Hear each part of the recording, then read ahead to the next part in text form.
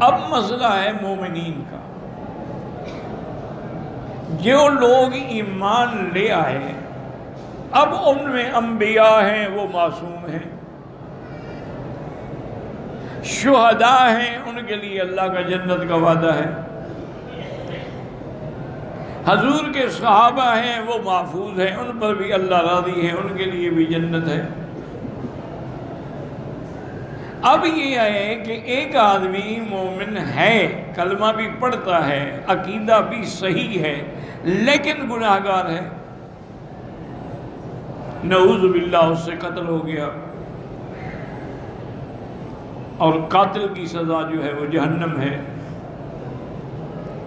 اسی طرح نعوذ باللہ شرابی ہے، زانی ہے، چور ہے، ڈاکو ہے، مفسد فی الارض ہے، وہ اسی حال میں مر گیا، یعنی توبہ نہیں کر سکا. یاد رکھو، اگر اس نے بھی گناہوں سے توبہ کر لی تو اللہ معاف کر دے. اچھی طرح مسئلے کو سمجھ لیں، چونکہ بہت ساری آیات میں بظاہر تعارض ہے، بہت ساری احادیث میں بظاہر تعارض، تو لوگ سمجھ نہیں آتی، حیران ہو جاتے. اگر گناہگار ہیں لیکن مرنے سے پہلے توبہ کر لے تو من تاب تاب اللہ علیہ، اللہ اس کی توبہ قبول فرما. جیسے کہ صحیح روایت میں ہے کہ بنو اسرائیل کے ایک بندے نے 99 قتل کر دیے. اب یکدم اس کے دماغ میں خیال آیا کہ اتنا بڑا میں گناہ گار ہوں، کیا میری بھی توبہ قبول ہوگی؟ تو اب وہ بیچارہ جو بھی ملتا ہے راستے میں اس کا بھائی حل نہیں من توبہ، یار میں توبہ کروں، میری توبہ قبول ہوگی، میں نے 99 قتل کیا ہے. تو ایک آدمی نے کہا یار ایک قتل کی سزا جہنم ہے، من یقتل مؤمنا متعمدا فجزاؤہ جہنم خالدا فیہا. تم نے تو 99 قتل کیا ہے، تمہاری توبہ کیوں قبول ہوگی؟ ہم نے کہا چلو اگر توبہ قبول نہیں ہوتی، جہنم میں ہی جانا ہے، تو پھر خام خواہ 100 تو پورا کریں. تلوار نکالی، اس کی بھی گردن اڑا. اب 100 قتل ہو گیا. اب راستے میں اس کو ایک معقول آدمی مل گیا، اس نے کہا دیکھو ایسے ہر بندے سے جو پوچھ رہے ہو میری توبہ ہے میری توبہ، ہر آدمی مفتی تو عالم تو نہیں ہوتا نا، یہ سامنے بستی ہے، اس میں بڑے بڑے علماء ہیں، ان کے پاس جا کے مسئلہ پوچھو. میں جاہل ہوں، میں بھی تمہیں مسئلہ نہیں بتا سکتا. اب وہ اس بستی کی طرف چل پڑا. اللہ کی شان ہے، موت کا وقت معین ہے، راستے میں موت آ گئی. اب اس کے مرنے کے بعد ملائکۃ العذاب بھی آ گئے اور ملائکۃ الرحمہ بھی آ گئے. جو عذاب کے فرشتے انہوں نے کہا 100 کا قاتل ہے، ہم اس کو جہنم میں لے جائیں گے. جو رحمت کے انہوں نے کہا یار کیوں سختی کرتے ہو، توبہ کے لیے جا رہا تھا. تو توبہ کا تو معنی یہی ہے نا، ارادہ تو کر لیا نا اس نے توبہ کا، چاہے نفس سے زبان سے نہ کہا، لیکن قصد توبہ اور نیت توبہ تو ہوگی، اور چل بھی پڑا اسی طرف. انہوں نے کہا نہیں، جو اللہ حکم فرمائیں گے. تو اللہ نے فرمایا ایسا کرو، ایک بستی تو وہ ہے جہاں اس نے قتل کیے ہیں، وہاں سے لے کر یہ اس کی لاش جہاں پڑی ہوئی ہے پیمائش کرو، اور ایک بستی علماء کی ہے جہاں یہ مسئلہ پوچھنے جا رہا تھا. اگر تو وہ بستی قتل والی قریب ہو جائے اس کو جہنم میں لے جاؤ، اور اگر بستی وہ علماء والی قریب ہو جائے تو اس کو جنت میں لے جاؤ. تو حدیث میں لفظ ہے کہ جب فرشتوں نے پیمائش شروع کی تو اللہ نے حکم دیا قربی یا ارض العالم، اے عالم کی بستی والی زمین قریب ہو جا، بس میں نے اپنے بندے کو بخشنا ہے. اب وہ قریب ہو گئے، اللہ نے جاؤ جنت میں لے جاؤ. اب دیکھو 100 کا قاتل ہے لیکن توبہ کر لی. اور یہ قرآن کا فیصلہ ہے کہ من تاب تاب اللہ علیہ.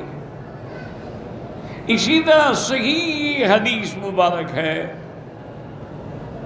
کہ ابلیس لعین جب اللہ کے دربار میں غداری کرے گا اور اس کے بعد وہ بدبخت کہے گا فَبِعِزَّتِكَ لَأُغْوِيَنَّهُمْ أَجْمَعِينَ، کہے گا یا اللہ مجھے تمہاری عزت کی قسم، تیرے جلال کی قسم۔ دیکھو ابلیس ہے، قسم وہ بھی خدا کی کھاتا ہے۔ ایک ہمارے مسلمان ہیں جو پیر کی قسم کھاتے ہیں، مجھے بچے کے سر کی قسم، مجھے پیر کے مزار کی قسم، مجھے آستان شریف کی قسم، مجھے رزق کے اڈے کی قسم۔ یہ کفر ہے، معمولی گناہ نہیں، کفر ہے۔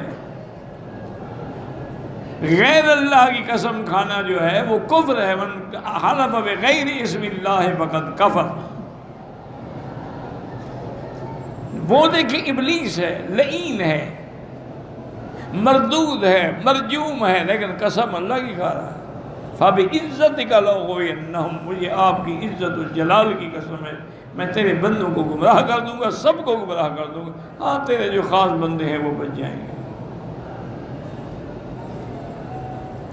تو پتہ ہے میرے اللہ کیا جواب دیں گے؟ فرمائیں گے فَبِعِزَّتِي وَجَلَالِي، بدبخت مجھے بھی اپنی عزت و جلال کی قسم ہے، جب تک بندے توبہ کرتے رہیں گے میں بھی گناہ معاف کرتا رہوں۔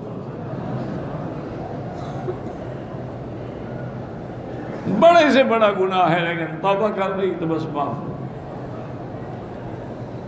بڑے واقعات ہیں احادیث میں بھی، روایات میں بھی، آثار میں بھی، تواریخ میں بھی۔ تو توبہ ایک ایسی چیز ہے جو گناہوں کو کھا جاتی ہے، لیکن سچے دل سے توبہ ہو، اخلاص سے توبہ ہو۔ یہ جو ہمارے ہاں ایک رواج ہے نا، زبانی کلامی توبہ، میری توبہ، میری توبہ، میری لاکھ لاکھ توبہ، کروڑ توبہ، یہ تو الٹا مذاق ہے نعوذ باللہ۔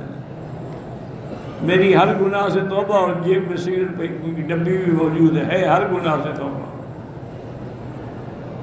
یہ تو نعوذ باللہ اللہ سے استہزاء ہے۔ خدا نہ کرے کہ اس توبہ پر ہم پکڑے جائیں۔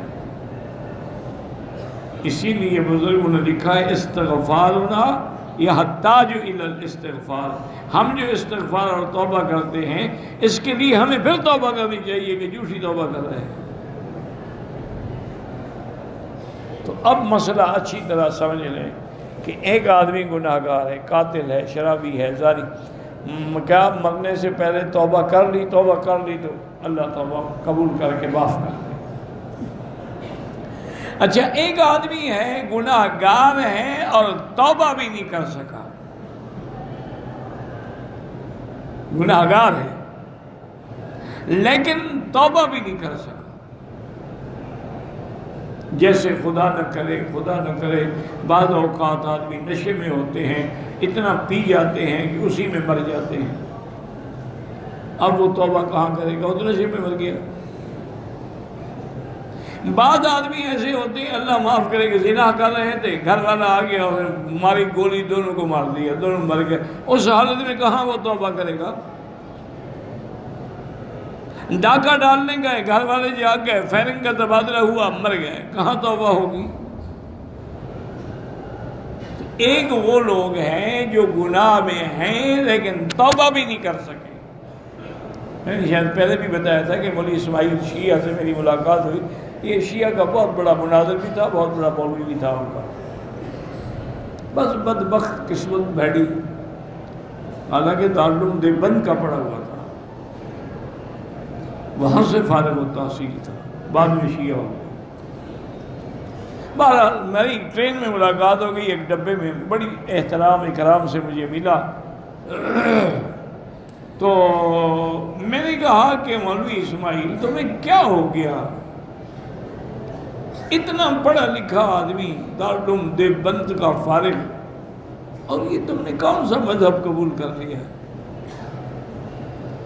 اور نے کہا مکی صاحب سچی بات یہ ہے کہ یہ ہوس ہے، نفس پرستی ہے، کیونکہ سنیوں کے مذہب میں گنجائش کوئی نہیں ہے، وہاں تو 4 شادیوں کے علاوہ گنجائش ہی نہیں، یہاں تو مرضی ہے جتنا مدعا کر لو۔ اب بھی میری اس نے کہا 9 بیویاں تو ویسے موجود ہیں نا نکاح والی۔ وہ بدبخت فتویٰ دیتا تھا کہ ہر بندے کے لیے 9 بیویاں جائز ہیں، اور وہ قرآن کا معنی بدلتا تھا، فَانْكِحُوا مَا طَابَ لَكُم مِّنَ النِّسَاءِ مَثْنَىٰ 2 ثُلَاثَ 3 رباع 4۔ وہ کہتا تھا مثنیٰ 2 ثلاثہ 3 5 اور 4 9۔ اور حضور کی بھی 9 بیویاں تھیں۔ اللہ معاف کرے، جب آدمی بھٹک جاتا ہے نا جی، اپنی پٹڑی سے اتر جاتا ہے نا، پھر اللہ کے سوا کوئی اس کو سنبھال نہیں سکتا۔ تو میں نے کہا بھائی، اس نے کہا مکی صاحب دیکھیں آپ جلسوں پہ جاتے ہیں، تقریریں کرتے ہیں، کرایہ بھی نہیں دیتے لوگ۔ میں تو تقریر کرتا ہوں 10,000 پہلے لکھ کہتا میری شرط ہے 10,000 روپے لوں گا، ایک تقریر کروں گا، اور وہ بھی 1 گھنٹہ۔ اگر 2 گھنٹے ہو گئے پھر 20,000 دینا پڑے گا۔ اور محرم کے 3 دن جو ہیں 8، 9 اور 10 میں وہاں پڑھوں گا مجلس، جو مجھے 0 میٹر گاڑی دیں گے۔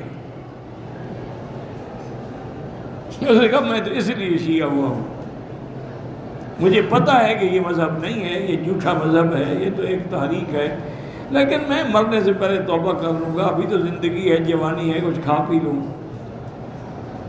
اور میں نے کہا مولی اسماعیل اللہ کا شرم کرو، ہو سکتا ہے بدبخت میں توبہ نصیب ہی نہ ہو، پھر کیا کرو؟ پھر نہیں جی نہیں، میں توبہ کر کے مروں گا، میں ایسے نہیں مرتا، مجھے پتہ ہے یہ باطل مذہب ہے۔ میں تو اپنے ذاتی اغراض کے لیے ان کے ساتھ ملا ہوا ہوں کہ یہاں ہر چیز ملتی ہے، عورت بھی ملتی ہے، دولت بھی ملتی ہے۔ خیر بات کیا ماننا تھا میری بات۔ پھر میں نے سنا تھا، اللہ عالم، وہ بدبخت کسی بس میں آ رہا تھا اور ایکسیڈنٹ ہوا، ریزہ ہو گیا۔ کہاں بدبخت نے توبہ کی ہوگی؟ اللہ عالم، ہو سکتا ہے کی ہو، ہم کسی کی نفی نہیں کرتے ہیں، لیکن حالات کا تقاضا تو یہ ہے کہ جب اچانک ایک ایکسیڈنٹ ہوتا ہے اور آدمی کا اسی وقت ہارٹ اٹیک ہو جاتا ہے تو وہ کیا توبہ کرے گا؟ تو اب مسئلہ سمجھیں کہ گناہگار ہے، توبہ کر لی الحمدللہ، تم بھی ایک دفعہ سچے دل سے عرب میں پڑھ لو استغفر اللہ، سچے دل سے، جھوٹا نہیں۔ جس نے توبہ نہ کرنی ہو تو نہ کرو، میرے پاس کوئی وارنٹ تو نہیں ہے تمہارے گرفتار کر لوں گا۔ استغفر اللہ، استغفر اللہ الذی لا الہ الا هو الحی القیوم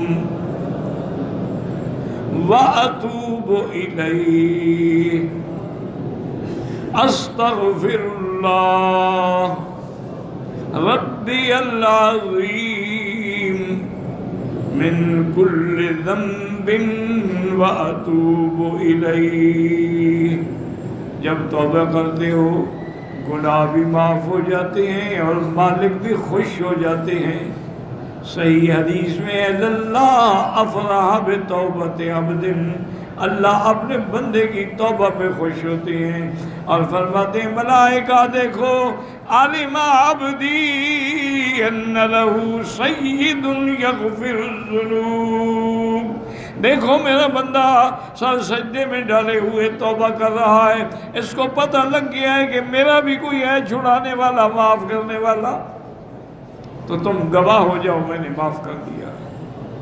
اللہ کی رحمت تو بہانے ڈھونڈتی ہے نا، حج پہ آؤ تو گناہ معاف، عمرے پہ آؤ تو گناہ معاف، طواف کرو تو گناہ معاف، توبہ کرو تو گناہ معاف، پھر بھی تم گناہوں سے نہ بچو تو پھر بدقسمتی ہے۔ اب جو توبہ کر کے مر گئے الحمدللہ وجل، اچھا توبہ نہیں کی لیکن ہیں مسلمان،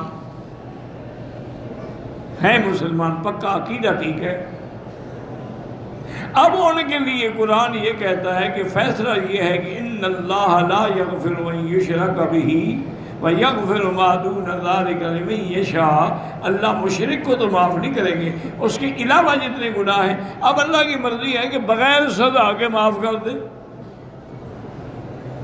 یا پھر اللہ اس کو اس کے گناہوں کے بقدر آرڈر کر دیں گے بھی اس کو 10 سال کے لیے جہنم میں ڈال دو، اس کو 20 سال کے لیے ڈال دو، اب وہ جہنم میں ہوگا لیکن اس کو بھی اس کے ایمان کی وجہ سے جہنم سے نکلنا ہے۔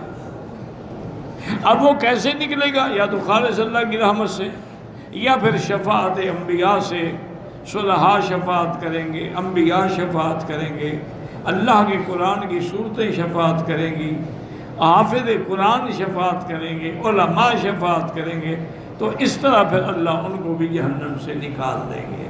تو اب یہ ہے کہ جب انہوں نے کلمے پڑھنے والوں کو دیکھا تو کہا یار تم موحد تھے، توحید والے، مومن تھے، تم کیوں جہنم میں پڑے ہوئے؟ اللہ حکم دیں گے سب کو نکال۔